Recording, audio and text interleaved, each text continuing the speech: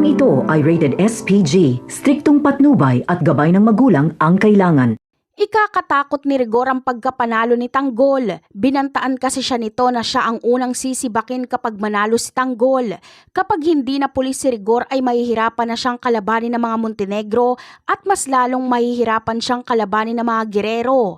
Kaya baka hindi niya makuha ang hustisya para kay David. Kaya gagawin ni Rigor ang lahat para hindi makaupo si Tanggol sa pagka-mayor. Kapag manalo na si Tanggol ay susubukang patayin ni Rigor si Tanggol bago pa man ito manumpa. Habang si Roberto naman ay hindi basta-basta bababa sa pwesto. Hindi niya matatanggap ang pagkatalo. Marami siyang isasampang kaso kay Tanggol para ma-disqualified ito. Si Tanggol pa ang pagbibintangan ni Roberto na nagpamudmod umano ng salapi para mamili ng boto.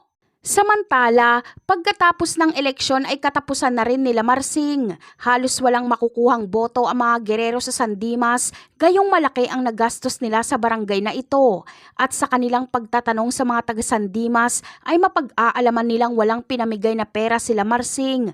Kaya galit na galit si Roberto dahil parang trinaydor siya nila Marsing. Kaya si Roberto mismo ang magliligpit kay Marsing. Tuluyan nang mawawala sa eksena ang pamilya Di Makulangan. Patay na rin si Edwin at susunod na si Nita at Marsing. Habang si Tanggol naman ay kahit nakaupo na siya bilang mayor ay mas lalong matitinding laban ang kanyang haharapin. Dahil malalaking sindikato ang kanyang babanggain, malinis niya lang ang Maynila. Kasama sa makakabangga ni Tanggol ang sarili niyang pamilya. Napakarami pa nating dapat abangan sa mga susunod na episode. Paalam!